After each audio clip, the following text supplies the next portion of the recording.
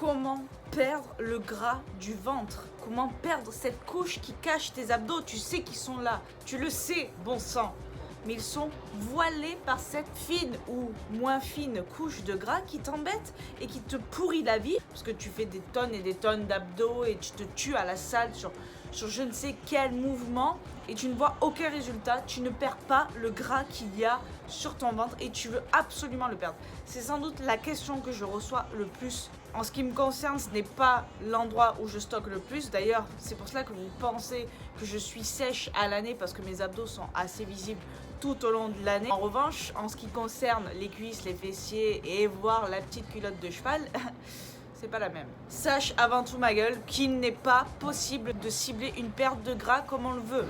La seule chose qui peut cibler une perte de gras, c'est la liposuction. Tu peux faire des séries d'abdos interminables sans délocaliser quoi que ce soit comme graisse au niveau de ton ventre. Tout simplement parce que pour délocaliser de la graisse, ce qu'il faut, c'est construire du muscle pour augmenter ton métabolisme. Mais construire des muscles qui prennent de la place, qui nécessitent une grosse activité musculaire, notamment les muscles du bas du corps, tels que les cuisses, les fessiers. Et généralement, lorsque tu travailles les cuisses et les fessiers, notamment avec du squat ou des fentes, ce sont des mouvements qui vont générer un certain gainage. En plus de construire du muscle, d'augmenter donc ton métabolisme et la délocalisation globale de ta graisse corporelle, cela va t'aider à avoir un ventre plus plat et à être plus gainé.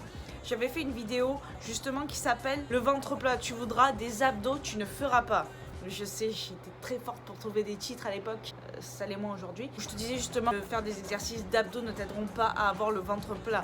Parfois même, bien au contraire, cela peut épaissir ta taille. Pour optimiser ce visuel de ventre plat, je t'avais conseillé de faire du gainage et notamment du gainage dynamique. Je te renvoie à cette vidéo, le lien sera dans la description. Je l'aurai compris, si tu veux perdre la graisse qu'il y a sur ton ventre, qui cache tes abdos, qui te gêne, notamment au niveau du bas-ventre, il va falloir que tu te concentres sur ta graisse corporelle dans sa globalité et que tu ne fasses pas une fixation dessus parce que de toute manière, plus tu vas faire une fixation dessus et moins tu vas y arriver parce que tu ne verras pas d'évolution. C'est en sollicitant ta masse musculaire, en ayant une alimentation adaptée, probablement un léger déficit calorique, une alimentation composée majoritairement d'aliments entiers. Donc en te focalisant sur ta perte de graisse globale, automatiquement, au bout d'un moment, tu vas déstocker sur ce qu'on appelle tes points faibles. Et probablement que ton point faible, c'est ton ventre. Alors pour délocaliser la graisse au maximum, c'est de travailler tes plus gros muscles pour solliciter ton activité musculaire, augmenter ton métabolisme. Donc déjà, laisse de côté totalement tes appareils de cardio. Commence à soulever,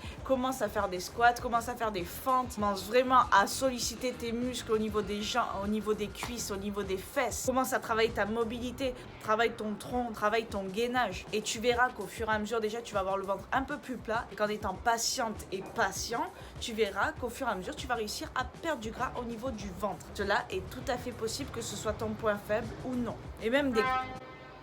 Ça va ou quoi ?